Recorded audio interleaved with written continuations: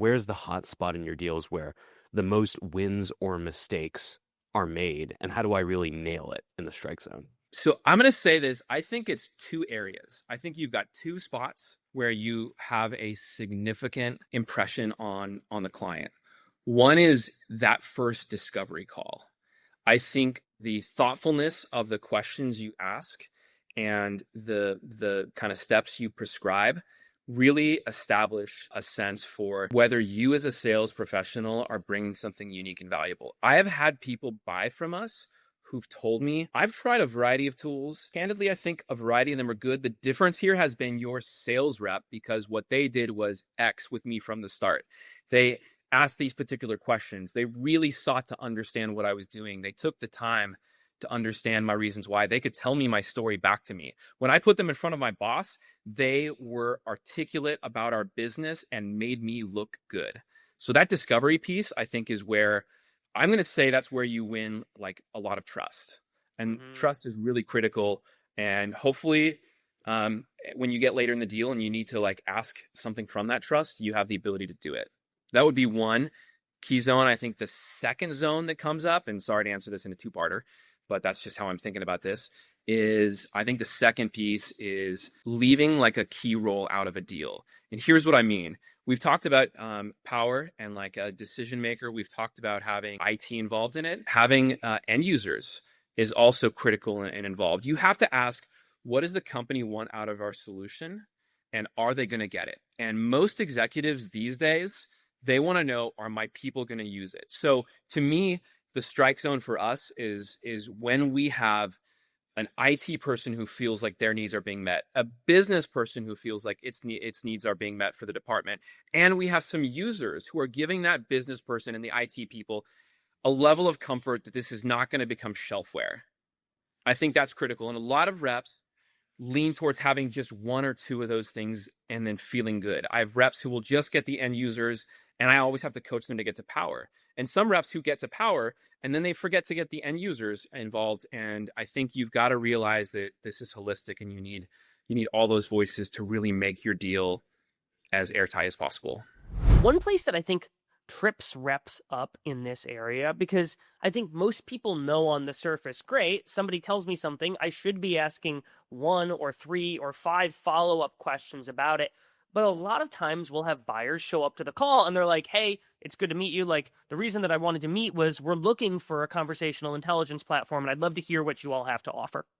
And so when somebody presents that want, how do you recommend that reps reframe things to get that unique story? Because all they told you there is, we want a CI platform. What I love to do, I call it like voice of the customer. So I don't give them my pitch. What I say is, hey, when I've met with people who are, maybe it's HR recruiting, and they're coming in, they're looking for conversation intelligence around their volume of interviews and whatnot. I'll typically say, hey, when I meet with someone who's in your role, these are 3 or 4 things that they're hoping to solve with a conversation intelligence tool. Where would you like us to anchor today? And that's where I can get them to start to tell their story, right? It flips it back, and it's sort of like, select from the menu what's most important. And they might say, you know what, all those are most important. I'd say, well, where would you like to start? Pick one. Now we've got a priority. Interesting. Why did you pick that one? So I think there's ways to do that. And look, to me, it just comes down to like being human and asking human questions. What happens when, X is going on in the business? Almost get them to like, just think about them telling their story, like day in the life. Where do you encounter this? Bryan, I want to go to the other thing that you mentioned, which is they're not getting enough people involved in the deal.